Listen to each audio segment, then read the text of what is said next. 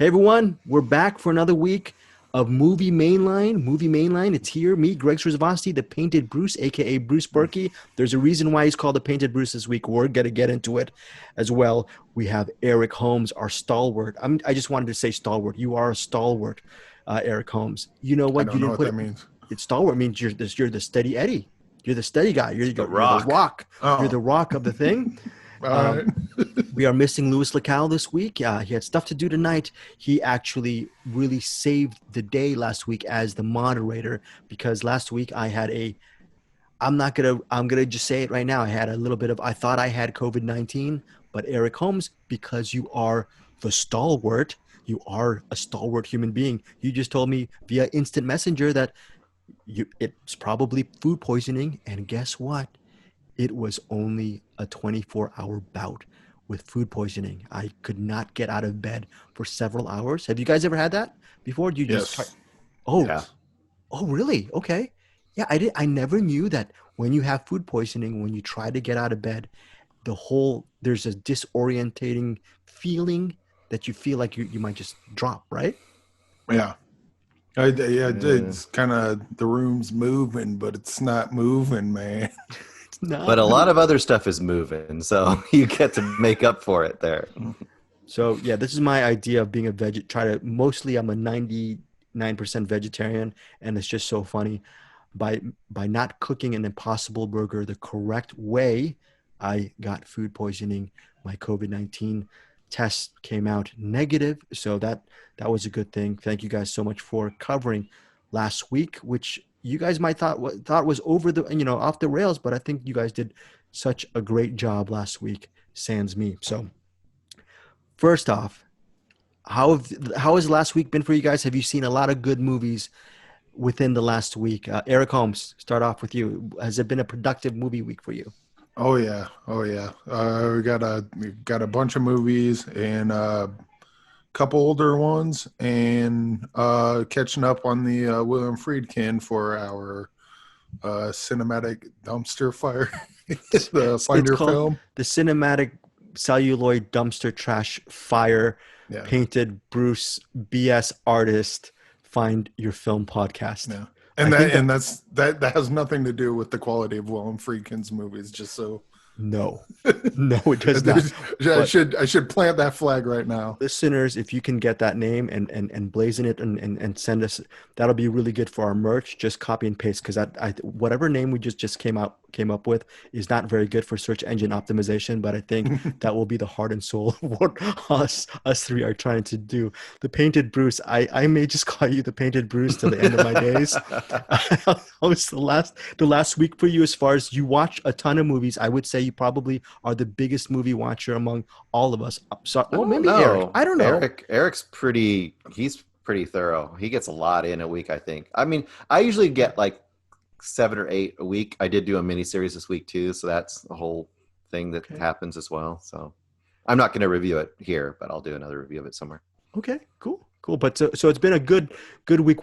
You know what? I think we're gonna do a rewind, Bruce, on a movie. You know what? I'm giving you a little ish on it, but I was just so disappointed when we're gonna get to Eric, your rewind pick, but I was so disappointed when I really recommended that movie to you. I thought you were gonna really love it, so I feel really bad that again, you thought it was okay enough to watch. Before we do with Movie Mainline, each of us do overall, cumulatively, we do 10 to 12 movie picks for you guys. So by the end of the week, during the week, you can listen to some of our recommendations, get back to us and what you think about our recommendations. Were they any good? But before we get to our 10 to 12 movie picks for the week, we do a rewind segment where members of our foursome, we review movies, and then maybe one of us will catch what that other person reviewed the following week. Now, first off, we're going to start with you, Bruce Purkey. Do you have any rewinds at all this week? I don't think I do this week. No, I'm good. Okay. Good. Because Eric Holmes, can you lead us into what rewind did you see over the last, I think you've been saving it for the last couple of weeks, right? Yeah, you got sick last week, so and I was gonna do a thing, but I was like, this was Greg's movie. I can't in good conscience do a rewind of Greg's movie without Greg here. So I'm And doing a rewind of Bad Company till the day. Yeah, it's a Robert Benton movie from 1972 with Jeff Bridges and a guy that looks a lot like Ryan Gosling, who is not Ryan Gosling. And I was all over this movie. yeah, Um, co-stars Barry Brown. Barry yeah, Brown and Jeff Bridges is in it. And what and did you specifically like about this movie, Eric? As far as the tone, the flavor of it? well, I mentioned not. I guess I mentioned to you off air, but it had a Huckleberry Finn, Tom Sawyer kind of feel to it. Stand by Me with the little flavor of Young Guns. If you're a fan of Stand by Me or Young Guns, I would say at the very least give this movie a shot because it's got I don't know, it's got some fun sort of adventure to it. I mean, it's definitely a Western, but that kind of Western adventure. You got the scamps. You got the screaming children. That's sound effects for Bad Company. That's very authentic sound effects right there. Yeah, So yeah. They don't take apparently they don't take verbal threats very seriously, but that's fine. But what I loved about Bad Company, okay, so Barry Brown plays Drew Dixon. Drew Dixon's this young 20-something. He does not want to be part of the war. His parents don't want him to be part of the war. It starts off, I think Bruce, you were saying, in a really interesting. It starts off with a bunch of soldiers or boys being carted off in a sort of a carriage, and they go from home to home, taking the men, the kids, or they're kids, the youths, to join. I guess the Civil War, right? We're assuming Civil War. Civil War. Yeah, I assume they don't have enough recruits that'll actually join up. So they're like, we're going to take your able-bodied men and take them off to war. Yeah, so Barry Brown, the late Barry Brown, who by the way committed suicide, he had an interesting career. Eric and you and I were talking about. That's how I knew he died at a young age. I didn't see how he died, but committed suicide. sad. I think around 79 or 80, around that time. But Barry Brown, he's the lead in Bad Company, even though it stars Jeff Bridges. So it centers on how Drew Dixon, played by Barry Brown, he escapes. He's a runaway. He deserts. He doesn't want to be part of the war, and he tries to head out and be safe. But he runs into a group of, like you said, I've never used the word scamps, Eric Holmes. Really interesting. Love that, Bruce. Have you ever used scamps before in your dialogue? I don't think so. That's a great. That's a great word. That's a great word, Eric Holmes. You just said in our other podcast. I hope it's not racist. I don't think it is. It's not racist. It's not. At least. I'm not going to throw a joke call back from a couple of episodes ago, but you are the least racist out of all of us. Oh, don't say that. That means I'm the most racist out of None of us are racist, folks. Not what. We're all nice people. But what I really as Bruce, this already went off the. This I'm already just went sighing. off the. I'm not involved. Bruce is just sighing because he realized that you thought you went off the rails. I'm going to make it even worse this week. But what really worked for me was the camaraderie between Barry Brown and the Jeff Bridges character, Jake Rumsey. Jake Rumsey is one of the scamps who actually takes Drew Dixon in, and the whole movie, as Eric was saying, it's a little bit of a Stand By Me type of tough. Huck Finn, Tom Sawyer kind of thing. It's about how these buddies, they're friends or they might be enemies, and along the plains they meet so many different people, and you wonder whether these newfound friends are really going to backstab each other by the end of this West. I mean that's kind of their bread and butter. Is they're all looking. Every one of them's looking out for themselves, and it's just kind of. I don't know. It's got a bit of that. What do you call that? The enemy, the devil you know, sort of thing. Yeah. Like, I know you're gonna screw me over, but I know you, and I know how you're gonna screw me over. So I'm pretty comfortable around you. And yeah, it's a fun movie. It gets really sad at certain points, and as you mentioned, the actor that plays the Big Lebowski is in it. Right. So it was a nice prequel to the Big Lebowski as well. Yeah. So Bad Company, it's available via streaming on Amazon Prime Video.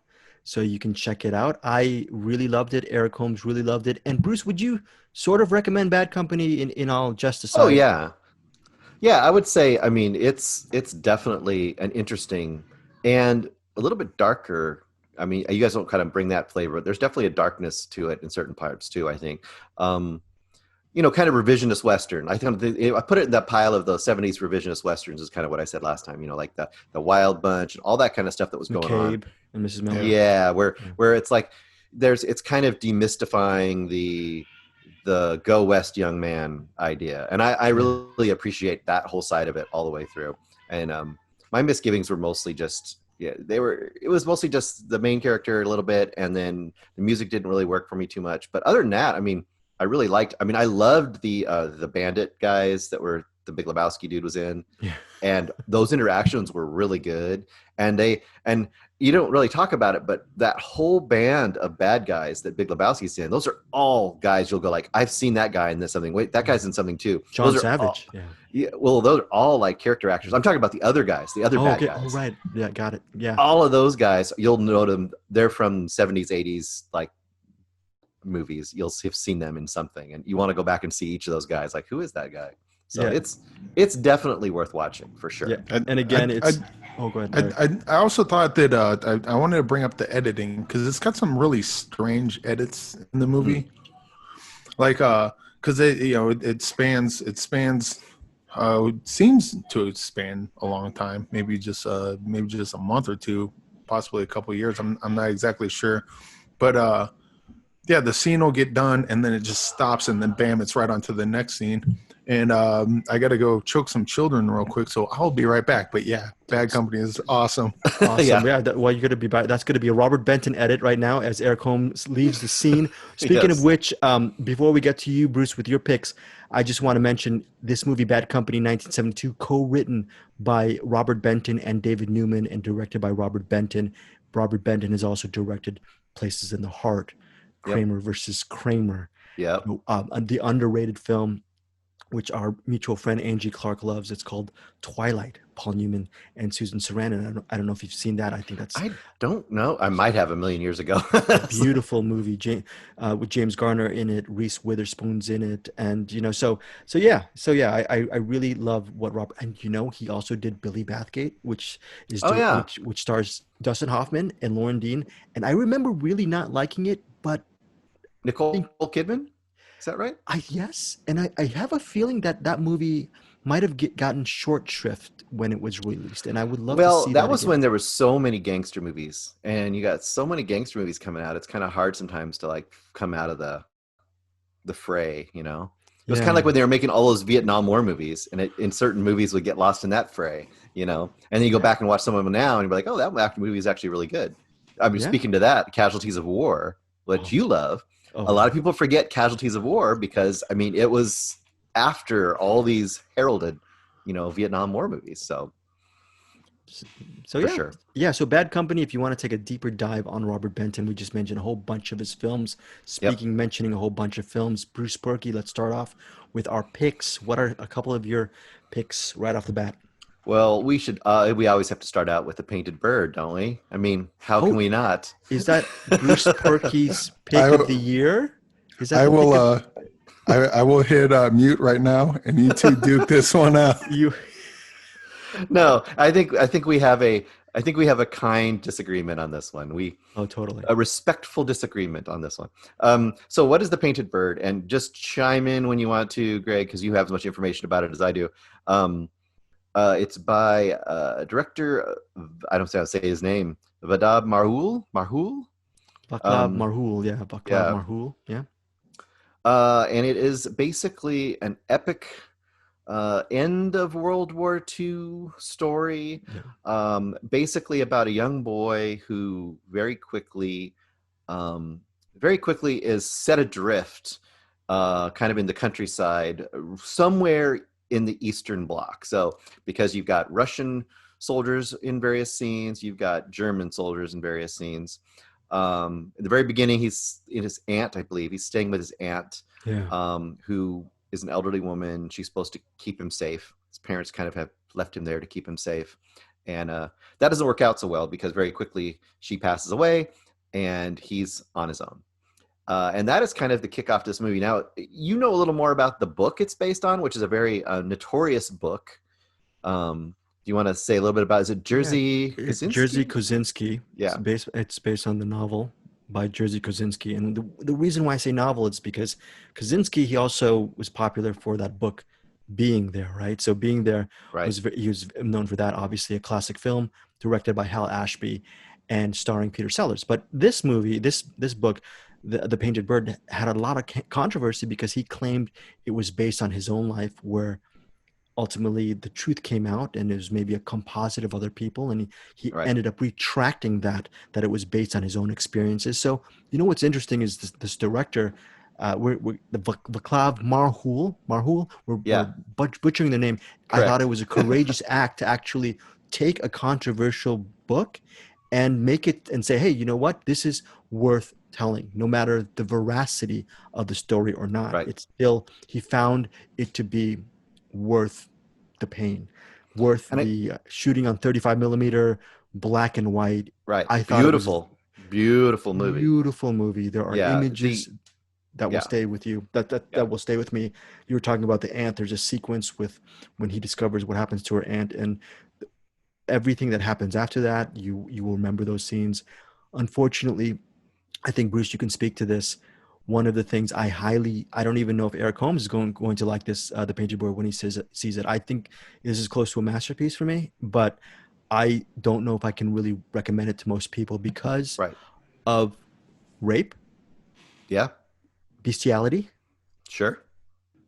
pedophilia. Mm-hmm.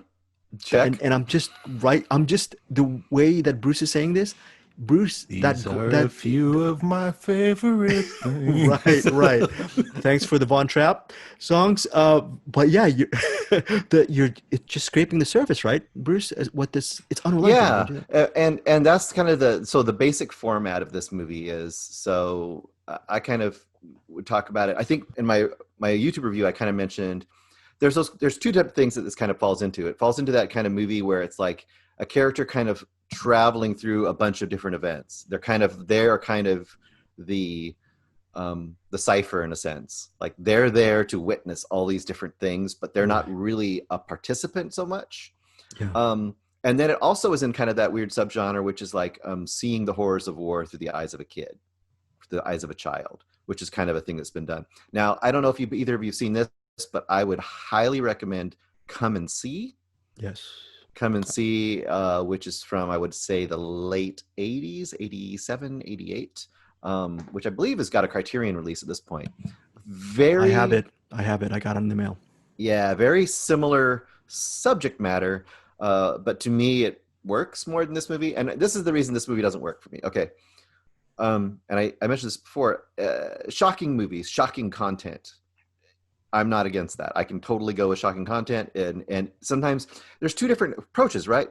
So in a horror movie, you have shocking content and it's kind of meant to be over the top and it's meant to be unrealistic. And you're meant to just take it as this kind of roller coaster ride a lot of times, right?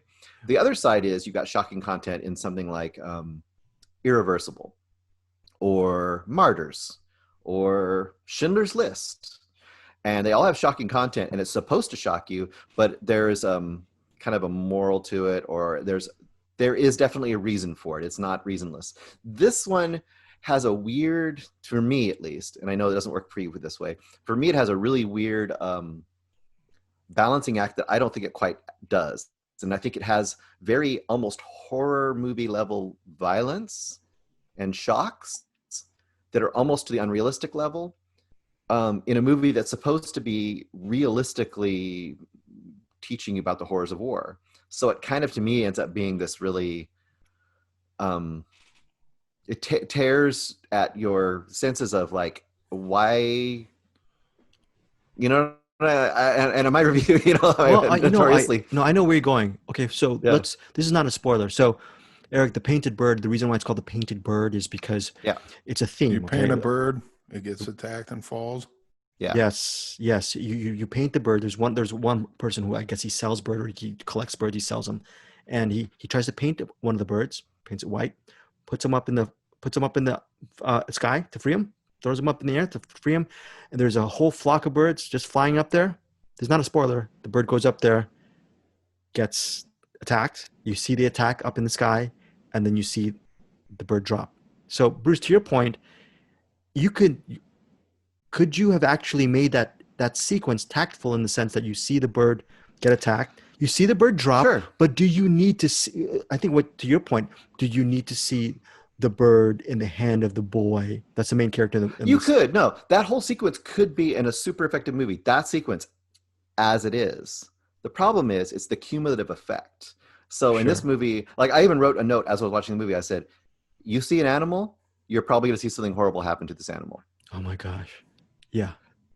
In the whole movie. Like, and pretty much you could say he encounters somebody, they're going to be horrible or something horrible is going to happen to them or both. And it is almost universal. And there's about 10, I don't know, 8 to 10 different sequences in this. It's like 3 hours long. Each sequence is somewhere between, I don't know, 15, 10 minutes each, something like that. And some of them are good. Some of them really work. And some of them are like, well, that was kind of like a horror movie. Or, oh, so he meets this person. Oh, and okay.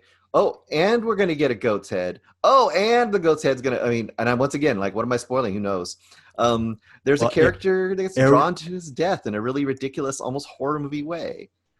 In a hole in a thing. You know what I'm talking about? Yes. Eric Holmes, here's a perfect picture. When the sweetest human being in this movie, the sweetest human being is Harvey freaking Keitel. True. I'm not kidding. Then you know you've got a movie. You've got a movie that will appeal to some crazy people like me and probably the more sane folks. I wouldn't be surprised if people dipped out within the first 5 minutes of this film. They're going to dip out for different reasons than I do. A lot of people are going to dip out because it's shocking. I hate this. I don't want to see this kind of thing. It bothers my senses. I go out of it because I think that the tone is just, and the tone and approach is just wrong for the kind of movie it is. It's too gratuitous. Like it's gratuitous to the point of almost being ridiculous. And I think I pointed out the scene. Once again, you can't really spoil it. It's bad scene after bad scene after bad scene. None of them really, there is a plot to the movie. There is a arc that the child goes on. Yeah, okay, that's fine. That's where I get bad about it. But the scene I talked about in my review, you have a guy who's jealous about another guy, and what does he do? Oh, he attacks him? Sure. But not only does he attack him, he scoops his eyes out with a spoon. Okay. As you do. As you do in a serious, shocking, realistic movie? Oh, but the eyeballs are going to be on the ground to be licked out by the cat. Well, our hero crawls towards it in the foreground. I disagree. I disagree with you, Bruce. The cat was comforting the lonely eyeballs that were afraid and they were away from their home. The eyeball scooping with a spoon was very tactful. I mean, with a more exploitative film, they would have used a fork, right? There is another scene in here, which I think it was cut just so that it wasn't illegal and that it wasn't literally abuse of the child actor in this movie, but it gets very close. Yeah. And there's just stuff like that in here. And I mean, there's a scene where Eric, are you more enticed to see this movie after this conversation? Honestly, the name "The Painted Bird" was, and then the fact that it was black and white. Like I just saw it and I was like, that looks like something that was kind of a chore to get through. And then I heard Bruce's review on Russellmeyer, which you can find on YouTube. And the more he was talking about it, the more I was like, I think I want to see this movie. I'm going to be honest. If I would have heard my review, I still would go watch this movie. Because that's the kind of weirdo I am. I have to go see what this is. But afterwards, I probably would have still been pissed off by it. But I would have still go see it. So, judge for yourself. Having not seen the movie yet, one question for Bruce. You talk about the gratuitous violence in it. Mm-hmm. And I know on your Russellmeyer thing, we talked about August Underground. Yeah. Is that like, well, what's the difference between, I guess you wouldn't call August Underground a good movie, but I think it's what it's pretending to be. right? I August got you. Underground doesn't pretend to be anything other than what it is. It's like, hey, Okay. I'm a fucked up movie. I'm really fucked up. I'm going to show you something really fucked up, and you're going to like be appalled by this, right? Okay. That's its point.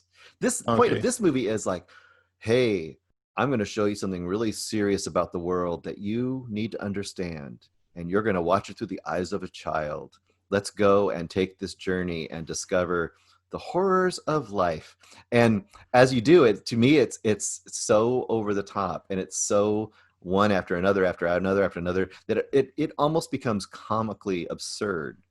All That right. that the first of all that the kid even goes through this.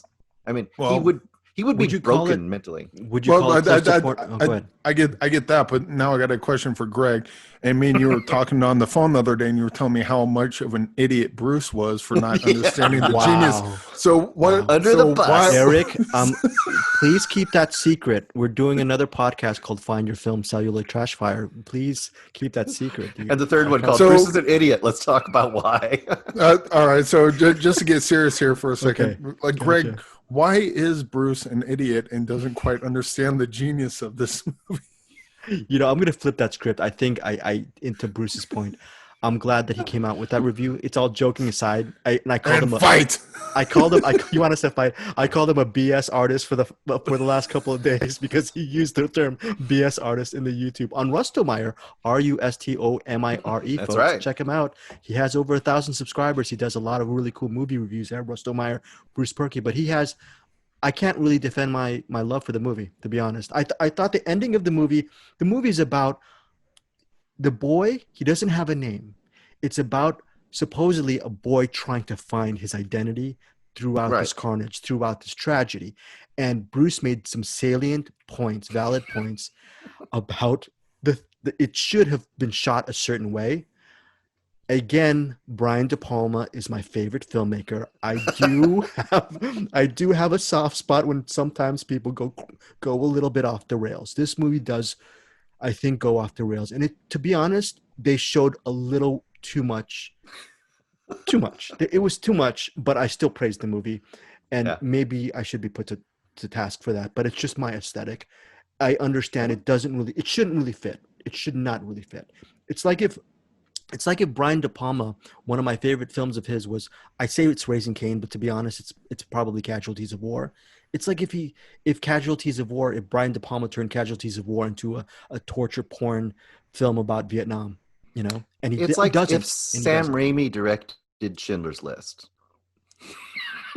That's a Dude, you better- keep selling me this movie. Like everything you say about it just makes me want to Wow. watch it more. You know, we're gonna have comments on our podcast. It's only gonna be Bruce Purkey and Luis Lacau now. No Eric Holmes and Greg Srisavasdi. Get their taste out of here. Speaking of taste, You do not eat this dish. This is the most disgusting thing ever. Wow, what does it taste like, Bruce? It tastes like sweet tarts dipped in ranch sauce. That sounds awesome. No, I was wrong. It doesn't taste like that. It tastes like a medium rare steak with mushrooms and onions on it.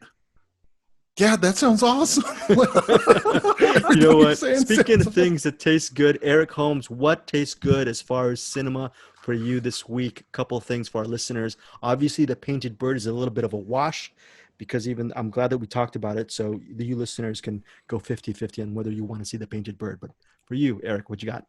Well, I saw a movie from 1947 directed by Jules Dassin called The Brute Force.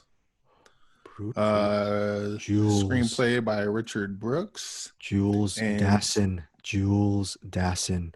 I'm giving you the correct pronunciation. Jules Dassin. Jules Dassin. Jules Jules Dassin. Dassin. Mm-hmm. Jules Dassin. I'm doing that because that's the only name I can pronounce. But I've constantly heard the word Dassin. So Dassin. But cool. Brute Force.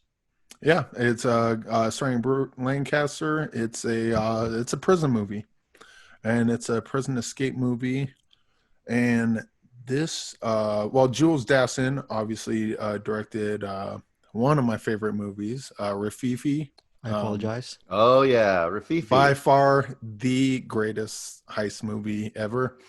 And in a way, this is kind of a heist movie too, because they're trying to break out of prison. And it's it's got a lot of similar aesthetics to Shawshank Redemption. So if you like the Shawshank Redemption, and you also like kind of Startup, the movie Startup, not Startup, Startup. Startup with Startup. I remember Startup. I haven't seen that with Jack O'Connell, Yeah. I believe. Yeah. In fact, I mean, it's 1947. It's probably a really early prison movie, so a lot of stuff in this movie. I would have to guess that this movie inspired any prison movie that came after it. Definitely heist movies as well, because there's a big heist element to it. Because they're the whole point of the movie is them setting up the breakout, and then of course things go wrong and the breakout goes wrong. Also, what they do really neat in this is as they're in prison, they'll cut the flashbacks. So you'll get to know the characters, and then you get to see flashbacks of why they're in there to begin with. And some of them are in there because they deserve to be. Others are victims of circumstance. Others are, just shouldn't be in there to begin with. And so by the time you get to the breakout at the end, when everything just turns to hell, you know where all these characters are coming for, or where they're all coming from, and it really raises the stakes. And they got not the warden, but the what would you call the guy that goes around and keeps everyone in prison in line? I forget the actor's name. He would be the scary guy in Shawshank Redemption. The guy from Pet I know you mean. Sematary. It's like the head guard, but I don't forget their names are. But yeah. Guard, yeah. So the guy that character in Brute Force, he's really similar to Percy from Green Mile. Wow. Like he almost looks like him. He almost acts like him, except he's kind of a snake in this, but he's also a little more. He's got his head on a little straighter than Percy does in Green Mile. But I would imagine that Frank Darabont saw Brute Force more than once, because Shawshank. Probably Stephen Green King Mile. too, right? Probably Stephen King saw it. Oh yeah, for sure. But yeah, it's a really good prison movie. It's a really good like prison escape movie. And much like Rafifi, I would recommend anyone watch this. Where can they get it? Fantastic. How did you get it? How did you get it, Eric? I think it's on Criterion. It's on YouTube. I rented it on Amazon because I wanted the. I saw they had a HD version, and so I got that, and it looked like the regular version, so I wouldn't even bother. Yeah, with it's the hard HD sometimes, version. those old ones. Yeah. It sounds to me like, from what you're describing, I haven't seen it, but I think I'd like to see it. It sounds to me like I can see those similarities with Rafifi, because a big part of Rafifi that's cool is the assembly of the team and like getting to know all those members of the team. And the heist itself is super cool, and the aftermath and all that. But that team is really awesome in Rafifi. Well, also like with Rafifi, with Rafifi, they break down what it is they're doing. They break down how it normally it's just, we got to break through the security system, right? The effervescent security system that we just know there's a security. But with Rafifi, you know what the security system is, how it works, how they cannot get around it, and then now you get to see how they work their way around it. Brute Force does a similar thing, not so much with the security system, but with like the guards probably, and the with the guards, the bird's nest, the lighting and all that probably going by, just the geography of the prison itself. Like it not only does it set up the characters well, so you care about them, it also sets up the prison well, so when they're breaking out, where they need to be, where everything is, and it's just really good. It's this way with pretty much anything action related. Yeah. You want to set up your geography as Yep. well as you set up your characters. It's just as important, but I don't think a lot of filmmakers really care about that. And Jules Dassin, Yeah, Jules Dassin. Jules Dassin, between this and Rafifi, he does a wonderful job of that, and Mhm. it pays off because you're just like on the edge of your seat. And I mean, this is a 1947 black and white movie. I'm just like, oh, what's going on? I saw Nice. Brute Force a year and a half ago. I think I talked about it with Anderson on Cinematics. And the thing I remember it being, you were saying it was very ahead of its time because again, it probably influenced a lot of these prison films. And what I loved about it is even though it told the backstory of these prisoners, by the time you get to the ending and there is an escape happening, an attempted escape, everything becomes unsentimental. You're Yeah. either Mm. you're either gonna you're either gonna get out. Most likely, there's a good chance if odds are against you. And what happens if you try to break out? You're gonna probably die.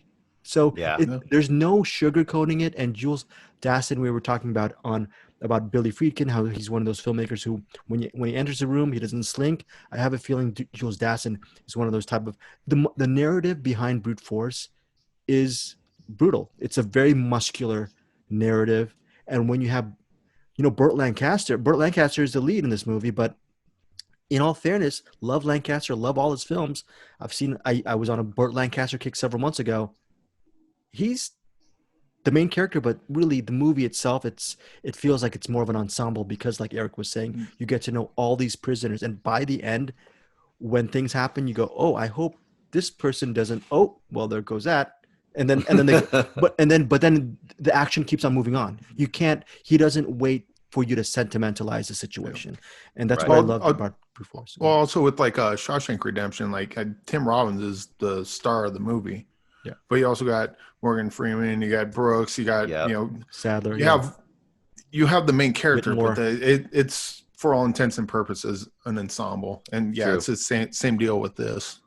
Yeah. So Brute Force, Jules Dassin, 1947, headlined by Burt Lancaster and a bunch of memorable people. Yeah, the prison guard was really good in Brute Force. What else you got, Bruce? What's your next pick? I've got one more that might be terrible for people, but then I got one really good one to end it with. I've got the now streaming on Amazon Prime Vivarium, which has been out for a few months now, and it's kind of been on my radar. It's officially 2019 release, but for all intents and purposes, for the vast population, it's 2020. Directed by Lorcan Finnegan. He did his first feature was Without Name, which I have seen, which is it's pretty good, but it's definitely a first feature. It's kind of flawed. This one's different too. He made a short that's really good called Foxes. I would look for Lorcan Finnegan's short Foxes. It's really awesome. But this is starring Imogen Poots Love as her. Gemma and Jesse Eisenberg as Tom. Now, you've probably seen at least something from Vivarium. You can tell it's kind of a Twilight Zone-ish sort of a thing, maybe, Sure, or it's yeah. kind of a Black Mirror sort of thing. The thing I was surprised about is how the flavor this movie actually ends up having. So basic concept is this: young couple, they're looking to start a new life. They are going around house hunting, looking at houses and whatever. They come across a weird little development called Yonder. They go and talk to the guy kind of at the head office that will take them to show them the house. And he takes them to show them the house, and all the houses look identical. Same color, same shape, same yard, same everything. Very artificial looking. And most of you have probably seen some promotional stuff from this, and you've seen that. They go there to check it out, and the guy that was showing them around leaves without them knowing he leaves, and now they're stuck in Yonder, seemingly never to get out of Yonder. They don't know. They drive around. That's a great premise. It all looks the same. That sounds. And Twilight Zone is my favorite. He's series already ever. told them this is their house. This is perfect for them. All this stuff. There's little things like they go upstairs when he's showing them around the house, and there's a nursery. And they haven't really talked about having a kid yet, but there's a nursery, and it's a boys' nursery. So they're like, why would you pick a boys' nursery? And it's like, this is the perfect house for you, whatever. So Wow. anyway, they're there in this neighborhood, right? And a couple of things that are really good about it. The production is amazing. It looks super artificial, super weird, and like fake. It's like suburban hell to the nth degree, right? Mm-hmm. The clouds are these perfect little like puffball clouds that are like seemingly like stuck in the sky. They can travel all around the neighborhood, and they always end up back in front of the same house, even because this number on the house is the same. And that's kind of the kickoff point. And the thing and the sound design also is really cool. Like once they're in this neighborhood, the sound is different. And you'll notice if you're listening to it, I always watch my movies at home, at least with headphones, because I love to hear the stereo and hear the sounds. And the sound is different. It's like it's weirdly compressed and artificial, and the tone of everything is also kind of odd. But what you can't quite get is they're trapped in this environment, and it takes it and it turns this concept up and up and up to the point that the characters are being tortured by this situation they're in, and it is so uncomfortable and so odd and so off-putting that as a viewer, you are basically tortured by this movie. So this is not a movie I could definitely recommend to the average person, but there is some stuff in here that is really it's very, very, very unusual and very off-putting and very grating. There's a character that gets introduced into their lives that is, I don't want to spoil it, because when you see it happen, you'll be like, oh, that's weird. How's that going to go? And there's questions throughout. Is this a social experiment? Are they in an alternate dimension? Are aliens doing this? Like, what's happening? Were you satisfied by the wrap up overall, the way because it has a great premise and you're saying a lot of it is grating. So I'm thinking, as someone who hasn't seen it, that maybe it could, if it wraps it up in a very powerful fashion, it might be worth all this grating stuff. It's one of those movies that I feel like I respect it for going as hard in the direction it went as it did. And I wouldn't necessarily say it's something I wanted to go and experience again, but I begrudgingly respect the intensity of the weirdness that it presented. And I think it will gain a very strong cult following for that, like kind of purity of vision. Like it could have been just a simple Twilight Zone episode, but it really takes the uncomfortable weirdness to the next level.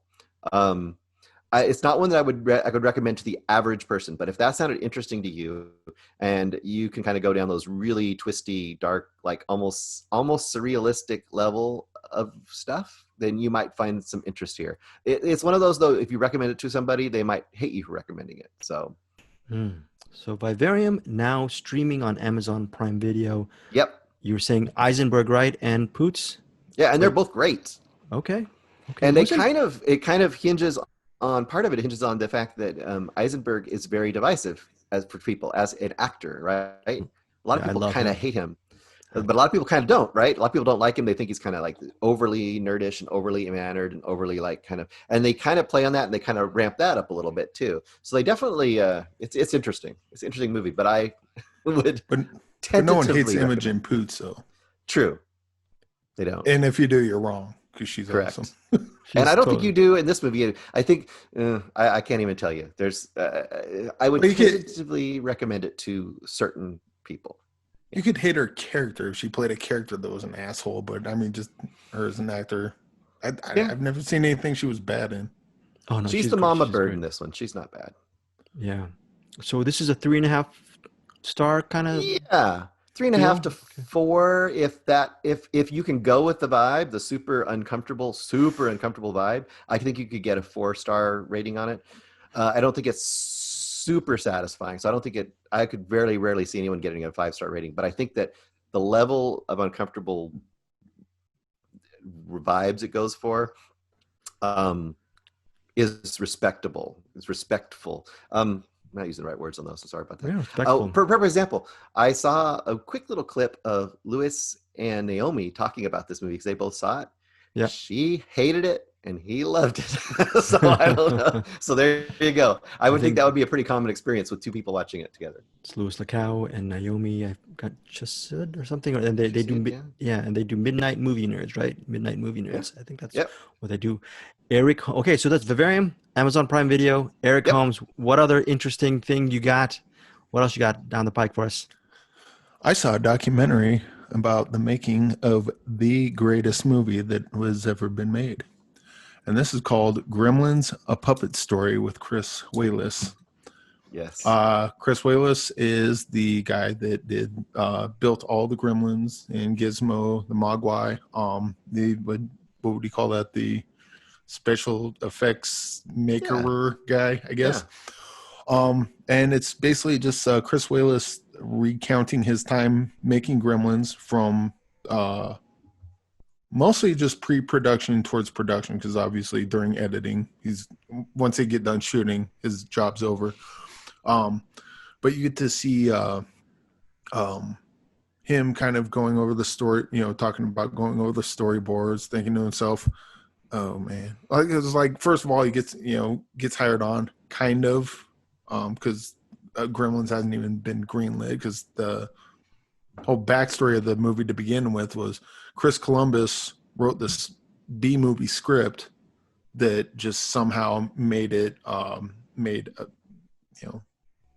became a big Hollywood thing, probably because Steven Spielberg was involved. Right. So he's looking at the script, and it's like, all right, this is. They're like, can you do this? He's like, oh, absolutely. And then he goes home. He's like, how the fuck? What did I get myself into? And then they show VHS. It's all just a bunch of VHS clips and pictures, a bunch of storyboards and whatnot. And so you get to see how the Gremlins went from just a concept to kind of a half-assed looking puppet to kind of a sort of better looking puppet till eventually they get to what you see in the movie now. And I think it's a really good illustration on what it's like to I mentioned this about writing before. Your first draft is not supposed to be the masterpiece. The first draft is supposed to be the foundation, the bones of what you're doing. And that's very much what this is. Of course, he didn't know that at the time. He thought he was just constantly failing. But then what you get out of it at the end, he was just kind of, he was inventing, he was essentially inventing what he was making, because a lot of the technology didn't exist yet. He had to invent that. A lot of the tricks they were using, he wouldn't have learned in film school because they never did that yet. And so he's constantly like just second guessing himself and beating himself up. And then at the end of the day, I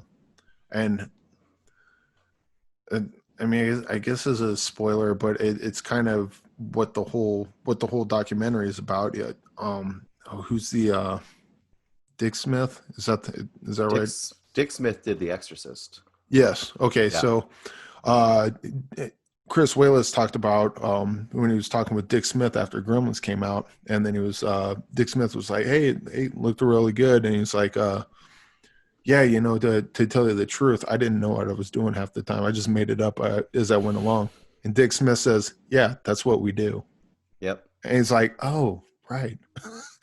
I was putting all this pressure on myself for not knowing how to invent this thing, right? It's just really, it's a really good documentary on what it's like to be a creative person and what it's like to create something. And I mean, look, he created some of the greatest special effects in the greatest movie ever made, and he thought the whole time he was failing, even to the point after it was done. It's like, I just got away with murder because no one knows what a fraud I am. Meanwhile, what he doesn't realize is that you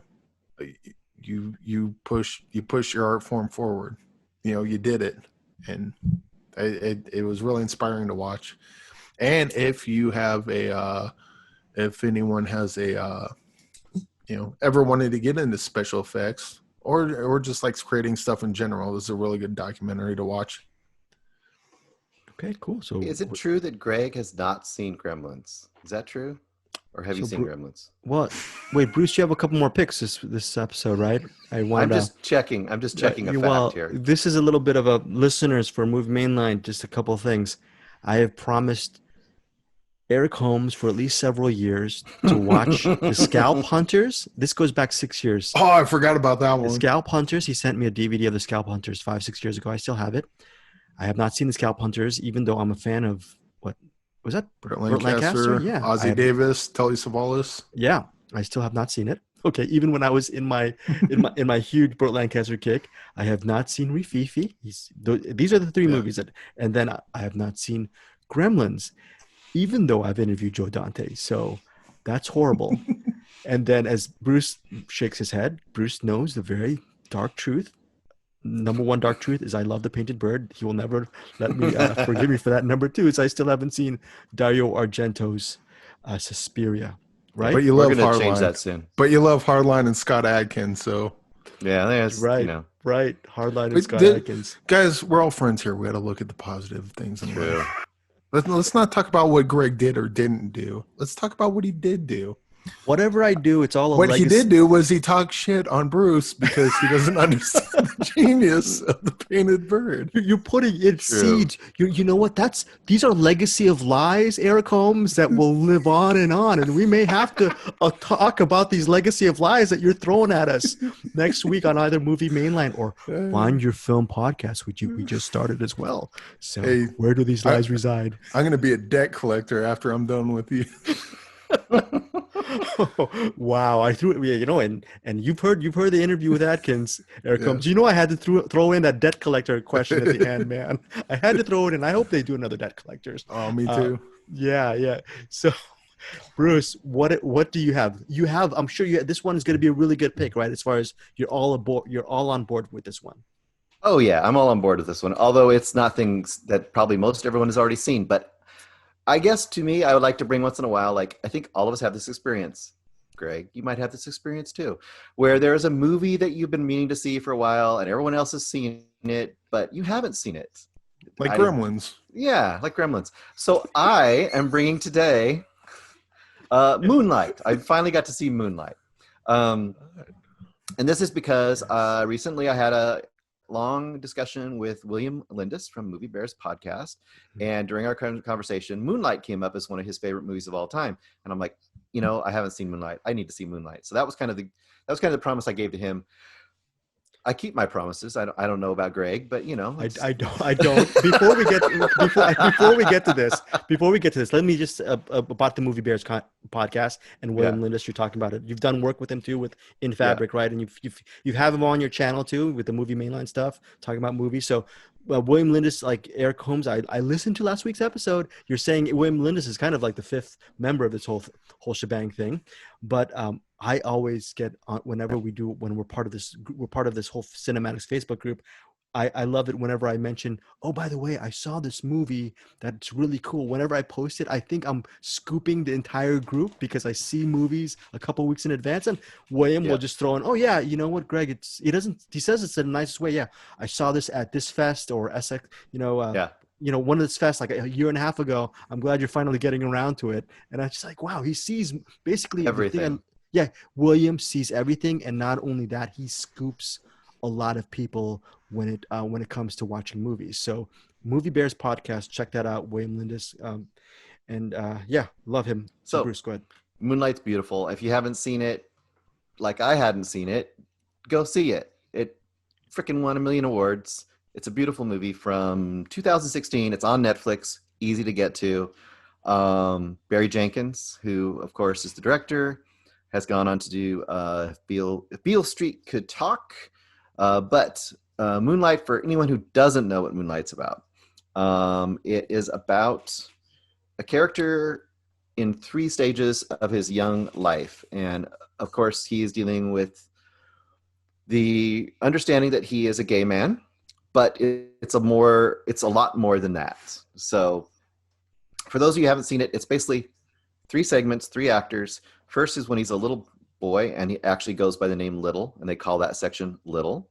And then there's a section where it's called Chiron, which is his given name, and that's kind of his, I want to say he's about 15-ish in that period of the segment. And each of these segments is not like a long expanse of that portion of his life. It's like a snapshot. It's like just a few moments in that time in his life.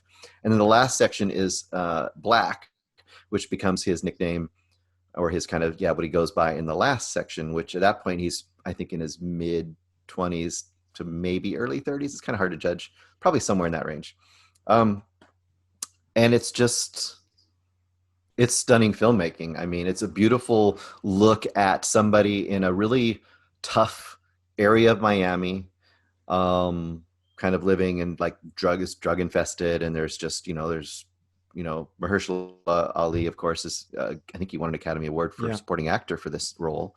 He's a drug dealer in the neighborhood who kind of shows him kindness and kind of sort of takes him in, but not really, but kind of is the first one to sort of, treat him like a human being, basically. Yeah, treat him as not like a kid to run after and to pick on. And it's very interesting to watch the transformation of the character from super meek, like almost not able to talk. He's almost silent in a good chunk of this movie, even at the end. But to see him go from there to a much different sort of character by the end. But I will have to point out, and I'm sure this has been pointed out by many, the actor Trevante Rhodes, who plays the oldest version of this character, there's moments where he has to revert and kind of act and portray the younger version of the character as an older person, and the transformation he's able to do in a real subtle way is pretty remarkable. I thought it's quite amazing. And it's just a quiet movie, a beautiful movie. I mean, it's just about the human condition, and it's wonderful. It's a wonderful I'm just movie. glad that movie got made and got Best Picture, and it's just a special year.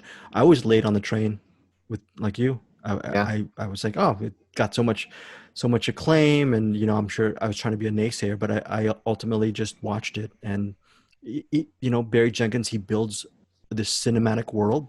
He knows how to frame. The compositions are great, but it's a very personal and, like you said, a quiet story, and it's very powerful without being maudlin or cheesy. It's not preachy, but it's also, there's a romantic, it's a weird romantic air to it, and you know what I mean? Oh my God, you really feel it's that willing tension? to go. It's willing to go full romance, but in a way that's very earned by the time you get to it. Oh my gosh, it's Eric, have you seen Moonlight? Your thoughts on? I have. So this and La La Land will be linked together forever. Not only just because of the Oscar thing, but at least for me, it was like all the online bullshit around both the movies. Like the movies are pitted against each other as if life of everything depends on it. That's like the worst of like any. Not of anything, but just like movie stuff in general. Yeah. Like I love talking about movies, but like when it devolves into that fucking frankly bullshit, I hate it. Yeah. Luckily for La La Land, I saw La La Land before all that happened. But Moonlight didn't play anywhere near me until after all that shit happened. So when I saw Moonlight, it was just like, I was just kind of just soured on the whole thing, and so it didn't really grab me at all. And I think probably, to be fair to the movie, I should probably check it out again now that it's that's ancient history now. But yeah, at the time I remember watching Moonlight and just being like, I don't see what the big deal is, and then I just I didn't really give it another shot after that, although I probably should.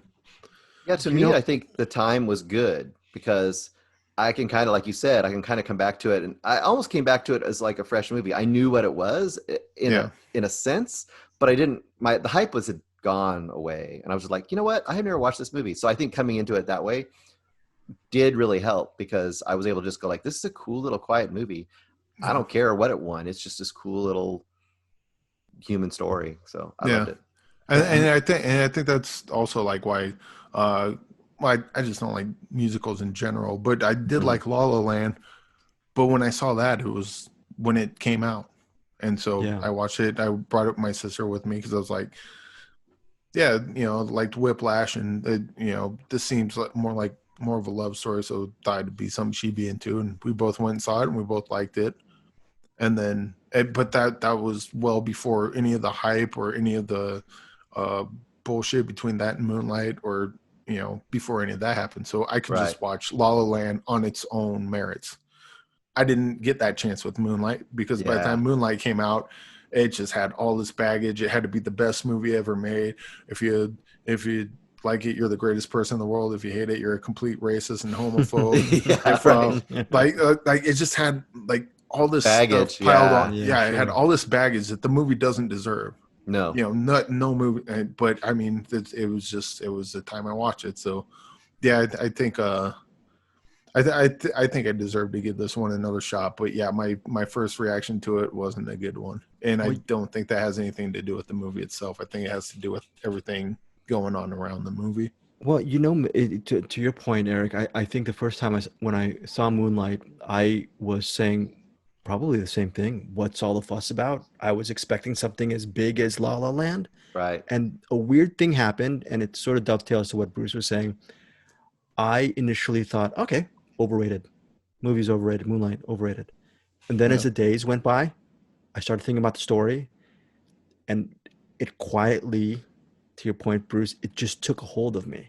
Just everything those three different stories. I was thinking initially, this movie's just disjointed, doesn't really tell a full story. But no, it's, Barry Jenkins, what he does as a filmmaker, he lets you fill in those gaps as a viewer. He doesn't insult your intelligence. He gives you a specific point of view, specific piece of that life. And he lets you participate in his movies. And I think if Beale Street Could Talk is another movie that I ended up appreciating Moonlight as the years went by after watching If Beale Street Could Talk. And that movie really hit me right where it counted. So I just think Barry Jenkins is, to your point, Eric, I think it's unfair that when people say if you don't like Barry Jenkins' stuff, then you're racist or you don't know what's going on. But I think as a filmmaker, what I love about his stuff is, Bruce said it perfectly, it's so quiet. His movies are lyrical, and it's hard to be lyrical and poetic without getting to the point of saccharine. Right. And he does. This feels like both those movies feel like Barry Jenkins literally just opened a blood vessel and let it slowly come out. It's literally his blood, sweat. I mean, Anderson Cowan is our buddy. When I keep on telling him, whether you love groupers or not, it's Anderson Cowan up on the screen. Same thing with guys like Barry Jenkins or Jules Dassin. That's why we love filmmakers like those guys. I should also say, like, the conversation of if you don't like X, then you're Y. That doesn't come from like the people that go on CinemAddicts, for example, the Facebook page. You listening or watching this podcast right here, I will include you. That these are not film fans. These are the type of people that follow their political team. Yes. and use something that's in, like, they use art as like a tool or like a weapon. Yeah. Yeah. And God, it's like the last movie they saw was a Star Wars or MCU movie, and the last one they saw before that was the Star Wars MCU movie that came out the year before. Right. Like they're not film fans. So worse yet, they haven't seen Gremlins, probably Gremlins or Spirit. They saw Gremlins, and they also agree that it's the greatest movie ever made. But it's just when because I got in arguments, like someone was talking to me about La La Land. It's like Hollywood, blah, blah, blah. I'm like, you do realize that La La Land was an indie movie. It just happened to get bigger later on. It's like, no, Hollywood made that movie and blah, blah, blah. They do this. It's like, no, Damien Chazelle wrote the movie before, like, and I get into these arguments with people that clearly don't know what they're talking about, and it just makes me want to pull my hair out. Plus, does it matter? I mean, a good movie that you like is a good movie that you like. Yeah. I don't care if it was made by Spielberg or if it was made by tiny little first-time director. And then to their detriment, the movie I was supposed to like, that they wanted me to like, Moonlight, I ended up not liking it, probably because of them souring it, because they don't know what the what they're But- talking about. And but just, also oh, everyone- I don't want to choke people sometimes. But everyone has their taste too, honestly. Sure. You know, it doesn't mean anything not to, perfect example, like to me, like First Cow it does similar things to Moonlight in a different way, but that super quiet, I mean, that's not everyone's cup of tea. That's just not, you know. Some people like want their relationship, you know, friendship movies to not be that, which is cool. It's not saying anything about you, especially if you like all kinds of movies. You're allowed to not like certain movies too, you know? I mean, the fact that we can love Gremlins and love, I don't know, Evil Dead, and then go love Moonlight. Yeah. You can like all those kind of movies. It's allowed. Eric, you know, I'm not racist. You're I not love racist. Bruce. And Oh my God, here it goes again. you're not racist. And you know what, Eric, if you're not a huge fan of Moonlight, we're not going to hold it against you. You know, I will give Moonlight another shot though, Cool. because the more I'm talking about it, the more I'm actually getting kind of pissed off, because if I see Moonlight the same week I saw La La Land, I don't know what I think of the movie. Maybe I saw it, you know, without all that baggage. Maybe I love it. Yeah, Maybe I still don't like it. Who knows? But yeah, the idea that a movie gets soured like that, and It can definitely happen. I mean, I've had that happen with movies. You go back and watch them, and you'd go like, well, "How did I miss it? Like, why did I hate that?" Sure. Because you saw it in the wrong time, or you just didn't Yes. get you right, Yeah. and vice versa. Sometimes you see something and love it because of the hype, and and you go back and look at it like, "Oh, ugh." I remember years ago when I was in college at UCLA reviewing this movie called One False Move, which stars Yes, Billy I know Bob that one. Thornton and Carl Franklin. And Yep. I'm watching it and I'm thinking, I know this is a good movie, but I'm in a bad mood and I feel like a Yeah. total DICK right now. And I panned it. I panned One False Move. And my buddy Aaron Dobbs, to this day, we're in our late 40s now, he still gives me ish for panning One False Move. And we're talking about food poisoning. My stomach was really bad while watching David Mamet's Barry Levinson directed film, Wag the Dog. I am sick, and I remember thinking, I know this movie's good, but I'm sick. And I gave that a bad review as well. So I think to Bruce's point, it's just really where you're at. And honestly, Eric, whether or not you like Moonlight, the only thing that matters is if you like The Painted Bird. So let's just make sure. True. It's a good point. that's all. But I would say We're being selfish now. We're being selfish. Real quick, when I rewind The Painted Bird, Mm-hmm. I'm going to talk shit on one of you too. Oh yeah. The review isn't even going to be talking about the movie itself. It'll be like, Greg, you son of a bitch. I think the likelihood is again. I think the likelihood is you'll probably end up liking it because I mean, you know how it is if you talk anything down too much, your expectations. Yeah, you anti-moonlighted it for me. Yeah, exactly. But I mean, but I would say you don't watch The Painted Bird until Greg watches Gremlins. Oh No, I want to watch The Painted Bird. So You don't want to wait that long. you don't want to wait till my dying day, right? Actually, I'm kind of scared for Greg to watch Gremlins because, what if he doesn't like it? What do I do? I guess I'll be fine. I'll still love it. I'm so unprofessional. I tried to be professional. The fact that I haven't seen Gremlins, it's a black mark on me. But I know it's horrible. Now we're gonna wrap up with one more round, folks. Bruce and Eric, you guys have one more round to go. So Eric Holmes, we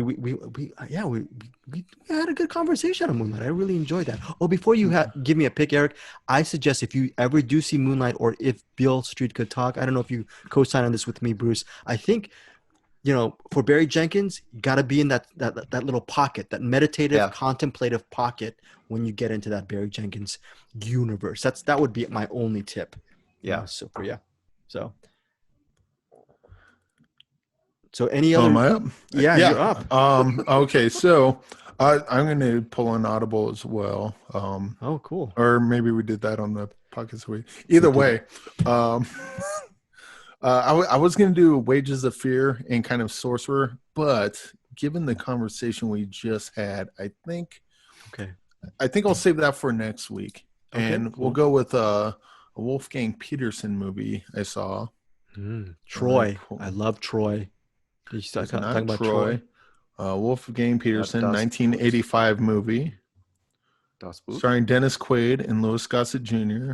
Oh, Enemy Mine. Enemy Mine. With Chris Wallace special effects. Oh wow. Did he do that? Yes. I believe. Okay. Well, shit. This just brings everything together, doesn't it? Yeah.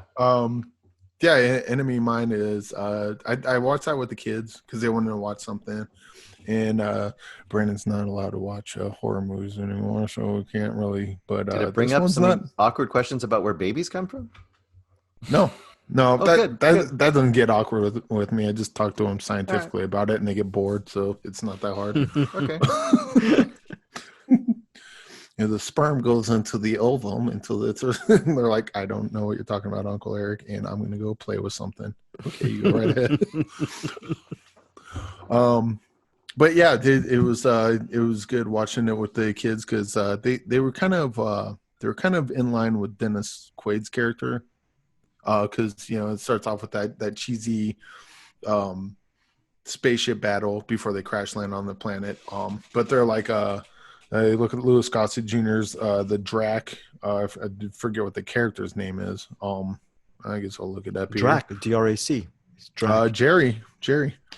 And so they didn't like him. Yeah, he looks creepy. Oh, what's he gonna do? And so they're rooting for Dennis Quaid, and just as the two characters get to know each other, the kids as they're watching it are kind of, oh yeah, Jerry, he's a good guy, and they're friends, and so it was kind of neat to see him kind of their relationship grow with the character as the movie goes on. That's what movies and stories are supposed to do. But it was just really cool to see him do that in real time, from where he goes from this scary thing to, he's a friend. And then he gives birth, dies, and then now they're just fucking heartbroken. But then he's got a baby, and they're like, oh, it's so cute. And it was just really cool watching them kind of react to the movie. Well, I didn't see that movie. You just spoiled it for me, Eric. Thank you for that. Oh no, no, that's kind of part of it. The whole point of it is Dennis. Well, the whole point is Dennis Quaid's character, and Louis Gossett Jr.'s character. They hate each other, and the only reason they hate each other is because they're supposed to hate each other. The two races or two species are constantly fighting each other, and they don't understand where each other is coming from. And they don't understand one another. They don't really care to learn about one another. And then when they're forced to, help each other, just like anything, you start to, I can't pretend to not know who you are anymore. I can't pretend to keep you at arm's distance, and I can't pretend to hate you anymore. And it still holds up today. I just saw it a couple days ago, and it still holds up. Still a wonderful movie. Rented it? I'm sorry, you rented it streaming? It was on the HBO Max, one of the HBO Plus, or one of the HBO, whatever the HBO thing is. We got on the TV downstairs. The space fights are kind of lame, and there's all right, this is pretty good. So there's constantly meteor showers, periodically, to where they have to make a shelter that the meteors won't destroy. And so when the meteors hit, they got the practical explosions. And Brandon's like, "Why are they lighting fireworks?" I'm like, "Those aren't fireworks." And it's like, and then they hit again, like, "No, those are firecrackers." So yeah, those parts are a bit special effects in that regard are kind of lame, but the makeup effects are awesome, and the story holds up, and it's just an awesome movie. And I'd probably not be a bad one to show the kids. I think there's some bloody parts here and there, but overall, look, if you're going to take them to see Winter Soldier, you can take them to see this. Okay, Enemy Mine, 1985, directed by Wolfgang Peterson, and it goes back to our other friend of the CinemAddicts Facebook group, Ryan Rafe. He has told me for years to watch Das Boot, and I still haven't watched Das Boot. I'm gonna before we Craig. get, Bruce, to your final pick. I remember. Sorry about this, Eric. One night, my mom was on the Criterion Channel, and I said, "Mom, you know my buddy, my good buddy Eric Holmes. He wanted to see. He tells me Rafifi's really good. Can you just watch it for me? I'm gonna come in and I'll watch it later. Tell me what you think." That was about 6 months ago. So I just want you to say thanks to you. My mom has seen Rafifi, and I still haven't. She says thank you for that recommendation. I will get Cool. there. I swear. Real quick, what does she think of Gremlins? I'm gonna probably put it on right now, and then Scalp Hunters next week. So, good old mom. Eventually, I'm gonna get there. I promise to get there. All right, new rule: you can't watch Gremlins until your mom's seen it first. Okay. Oh God.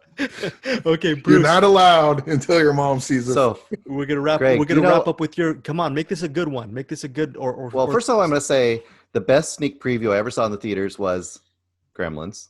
So I did see it. The longest movie I've ever seen in the theater was the Das Boot director's cut at over 5 hours. Oh, whoa! Was it worth it? The 5 hours, Bruce. It was pretty good. Yeah, I mean, I think it was originally a miniseries. I think that's why. I think they Okay. kind of restored it. Anyway, I'm not going to actually review another movie. I'm just going to preview next time. So if anyone wants to hop on board, I want to try to every so often add in, if I get a super special edition DVD of some sort, and I'm going to watch a DVD version of one of my movies, next week I'm going to definitely be talking about Don't Look Now, Oh. Nicholas Roeg. I got the Criterion edition, so it's going to be super cool.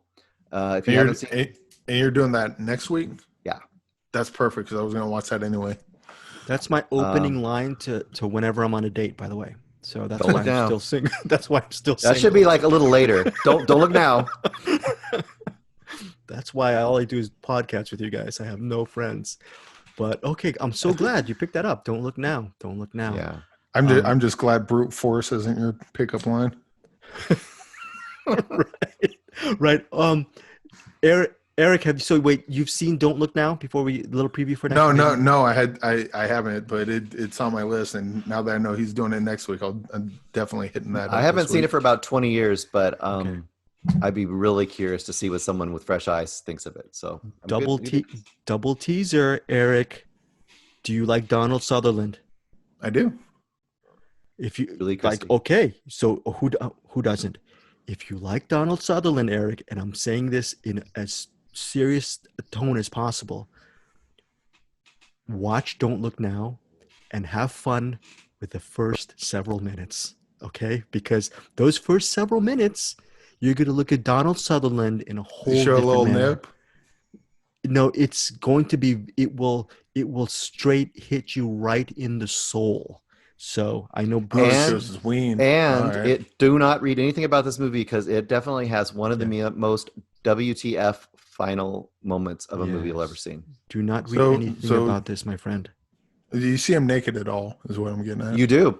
Sweet. That's all I need to know. Did you know this movie? Okay, this is not spoiling anything. This movie has one of the most noted sex scenes in movie history. Yeah.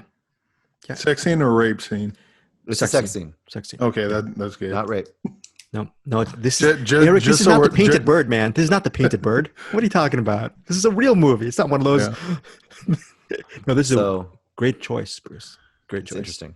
So yeah, that'll be for next week. Also, I want to plug something that me, Bruce Purkey, Eric Holmes, we're doing another little mini brother sister type of podcast called Find Your Film.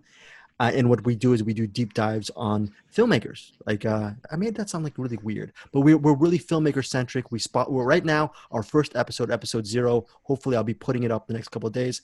It spotlights William Friedkin. So the first couple of episodes, we're going to spotlight William Friedkin, one of Eric Holmes' favorite filmmakers, and then we'll revolve like we do with Movie Mainline. We revolve choices. So the next choice, the next couple of episodes, will be Bruce Purkey. He's going to choose a filmmaker that maybe we'll spotlight for 1 or 2 episodes, and then I'll be the last one, and I'll give my choice. So and what the goal is, we do these podcasts of these certain films from way back when, like maybe even Don't Look Now down the road. Bruce, down the road, 6 months down the road, who knows if we want to do a podcast on Nicholas Roeg, what a master that guy is. But eventually that will live on a website where you guys, the listeners, can actually look up something like Don't Look Now. Listen to us talking about it, but then maybe we might have old interviews with Nicholas Roeg or Donald Sutherland or really interesting books. And we'll always keep it updated for you film fans to watch and to listen to. Because there's, by the way, Don't Look Now. I've got to find it, Bruce Purkey. I have a little BFI, British Film Institute Classics, that I bought 25 years ago. I was so highly interested in Don't Look Now. So we'll definitely be talking about it next week on Movie Mainline and other stuff. So I have been talking too much. Bruce, you want to say something before we go? Thanks for checking us out. Listen to more stuff. Go check out my YouTube at Rustomeyer, Rustomire. Yes, and please, I say this seriously. Go check out Bruce Purkey at Rustomire, like he said, but go specifically to the Painted Bird review. If you have seen it, I would love a comment thread, whether it be good or bad. I want some really good reactions regarding Bruce Purkey's take on the Painted Bird. Eric Holmes, we're going to lead it out with you. Anything, sage like wisdom, any kind of advice, insights, writing, life, what do you want to throw it? I love talking to you guys. Love spending time with you guys. Everyone watching this, all one or two of you or whoever it is. I hope you get something out of this. And yeah, this is fun for me. And I look forward to looking at Donald Sutherland this week as well. Oh, yes. His beautiful pasty skin. His giant, thick his luscious, Sutherland curly locks. And you know what? This is only a joke that you're only going to get once you see the movie, Eric Holmes. Next week, a triple spoiler, I will be wearing a red raincoat during the taping of Movie Mainline. I'm not I have no idea what that means. So, all right, folks. Remember, Don't Look Now. Right now, out on Criterion Collection. If you want to actually listen to us on Movie Mainline, Bruce Purkey will be spearheading that discussion. That's it, folks. Luis Lacau is our fourth member. Check him out on Man Bites Media, Man Bites Film. He does so many podcasts. He's the fourth member of our crew. Okay, guys. Thank you so much for listening to Movie Mainline. We will see you next week. Take care, guys.